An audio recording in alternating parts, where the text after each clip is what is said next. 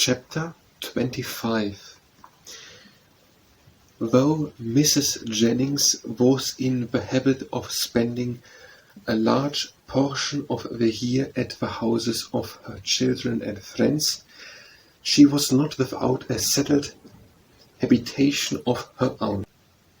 Since the death of her husband, who had traded with success in a less elegant part of the town, she had resided every winter in a house in one of the streets near Portman Square. Towards this home she began on the approach of January to turn her thoughts, and thither she one day abruptly and very unexpectedly by them asked the elder Miss Dashwoods to accompany her. Eleanor, without observing the varying complexion of her sister and the animated look which spoke no indifference to the plan, immediately gave a grateful but absolute denial for both, in which she believed herself to be speaking their united inclinations. The reason alleged was their determined resolution of not leaving their mother at that time of year. Mrs. Jennings received the refusal with some surprise and repeated her invitation immediately.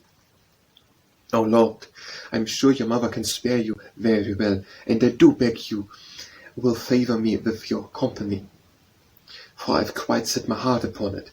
Don't fancy that you will be any inconvenience to me, for I shan't put myself at all out of my way for you. It will only be sending Betty by the coach, and I hope I can afford that. We three shall be able to go very well in my chaise, and when we are in town, if you do not like to go wherever I do, well and good, you may always go with one of my daughters. I am sure your mother will not object to it, for I have had such good luck in getting my own children off my hands that she will think me a very fit person to have the charge of you. And if I don't get one of you at least well married before I have done with you, it shall not be my fault. I should speak a good word for you to all the young men, you may depend upon it." "I have a notion," said Sir John, "that Miss Marianne would not object to such a scheme if her elder sister would come into it. It is very hard indeed that she should not have a little pleasure, because Miss Dashwood does not wish it. So I would advise you two to set off for town when you are tired of Baden, without saying a word to Miss Dashwood about it." "Nay," cried Mrs. Jennings, "I am sure I shall be monstrous glad of Miss Marianne's company, whether Miss Dashwood will go or not. Only the more the merrier, say I. And I thought it would be more comfortable for them to be together, because if they got tired of me, we might talk to one another and laugh at my odd ways behind my back. But one or the other, if not both of them, I must have. Lord bless me, how do you think I can live poking myself? I've been always used till this winter to have Charlotte with me. Come, Miss Marianne, let us strike hands upon the bargain, and if Miss Dashwood will change her mind by and by, why, so much the better." "I thank you, ma'am, sincerely thank you," said Marianne with warmth.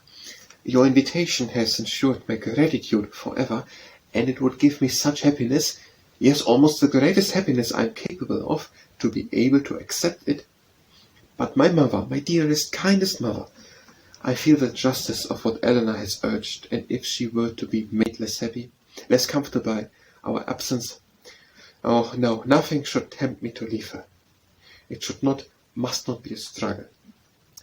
Mrs. Jennings repeated her assurance that Mrs. Dashwood could spare them perfectly well, and Eleanor, who now understood her sister, and saw to what indifference to almost everything else she was carried by her eagerness to be with Willoughby again, made no further direct opposition to the plan, merely referred it to her mother's decision, from whom, however, she scarcely expected to receive any support in her endeavour to prevent a visit which she could not approve of for Marianne, and which on her own account she had particular reasons to avoid.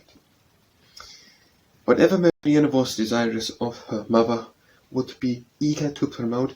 She could not expect to influence the latter to cautiousness of conduct in an affair respecting which she had never been able to inspire her with distrust, and she dared not explain the motive of her own disinclination for going to London. That Marianne, fastidious as she was, thoroughly acquainted with Mrs. Jennings' manners, and invariably disgusted by them, should overlook every inconvenience of that kind, should disregard whatever must be most wounding to her irritable feelings in her pursuit of one object, was such a proof, so strong, so full of importance of that object to her, as Eleanor, in spite of all that had passed, was not prepared to witness.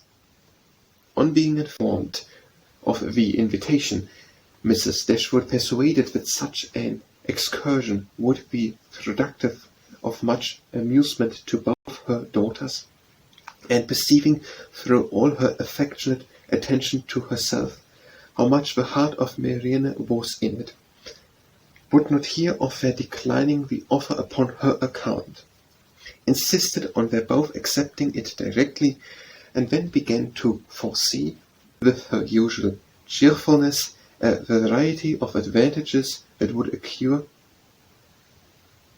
to them all from this separation. "I am delighted with the plan," she cried. "It is exactly what I could wish. Margaret and I shall be as much benefited by it as yourselves. When you and the Middletons are gone, we shall go on so quietly and happily together with our books and our music.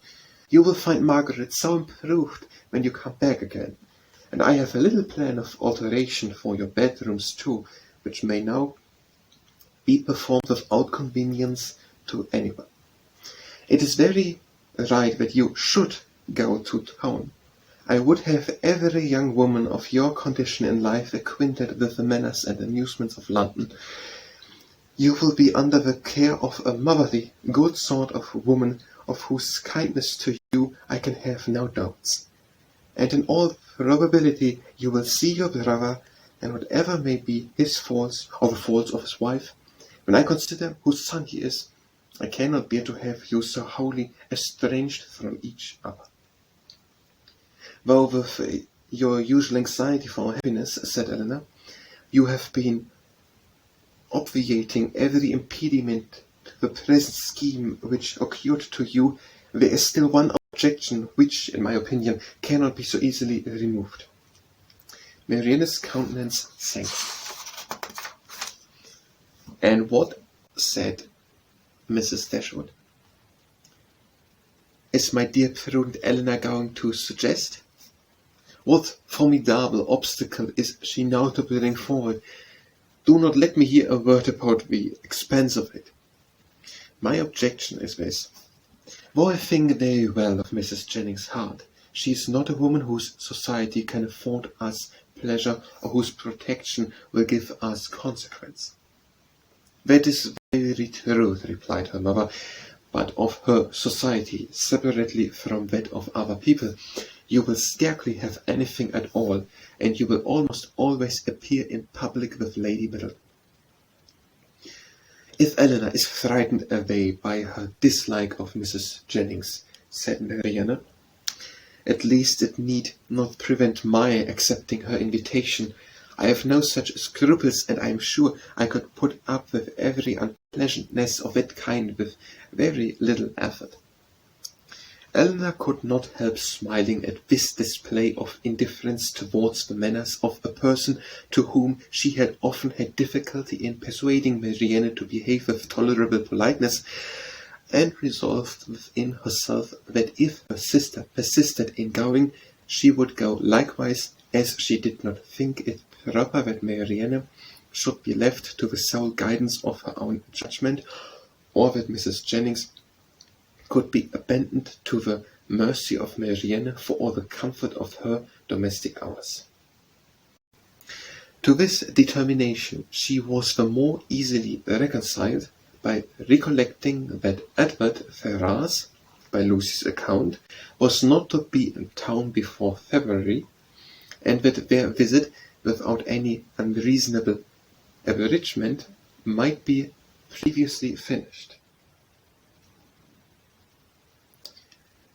"I will have you both go," said Mrs. Dashwood. "These objections are nonsensical.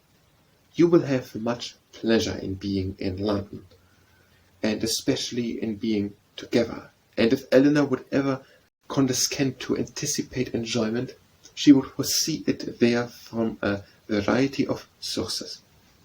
She would perhaps expect some from improving her acquaintance with her sister-in-law's family." Elinor had often wished for an opportunity of attempting to weaken her mother's dependence on the attachment of Edward and herself, that the shock might be the less when the whole truth were revealed. And now on this attack were almost hopeless of success, she forced herself to begin her design by saying, as calmly as she could, "I like Edward Ferrars very much, and shall always be glad to see him. But as to the rest of the family, it is a matter of perfect indifference to me whether I am ever known to them or not." Mrs. Dashwood smiled and said nothing. Marianne lifted up her eyes in astonishment, and Elinor conjectured that she might as well have held her tongue. After very little further discourse, it was finally settled that the invitation should be fully accepted. Mrs. Jennings received the information with a great deal of joy and many assurances of kindness and care. Nor was it a matter of pleasure merely to her. Sir John was delighted, for to a man whose prevailing anxiety was the dread of being alone, the acquisition of 2 to the number of inhabitants in London was something. Even Lady Middleton took the trouble of being delighted, which was putting herself rather out of her way, and as for the Miss Steeles, especially Lucy, they had never been so happy in their lives as this intelligence made them. Elinor submitted to the arrangement, which counteracted her wishes with less reluctance than she had expected to feel. With regard to herself, it was now a matter of unconcern whether she went to town or not, and when she saw her mother so thoroughly pleased with the plan, and her sister exhilarated by it in look, voice, and manner, restored to all her usual animation, and elevated to more than her usual gaiety, she could not be dissatisfied with the cause, and would hardly allow herself to distrust the consequence. Marianne's joy was almost a degree beyond happiness, so great was the perturbation of her spirits and her impatience to be gone. Her unwillingness to quit her mother was her only restorative to calmness, and at the moment of parting her grief on that score was excessive. Her mother's affliction was hardly less, and Elinor was the only one of the three who seemed to consider the separation as anything short of eternal. Their departure took place in the first week in January. The Middletons were to follow in about a week. The Miss Steeles kept their station at the park, and were to quit it only with the rest of the family.